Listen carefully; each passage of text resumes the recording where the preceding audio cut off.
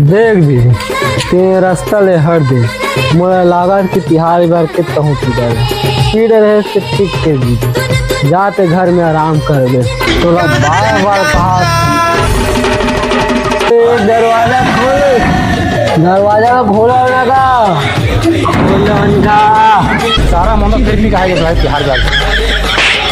अब के तिहार ना बहुत बेकार हो गए साले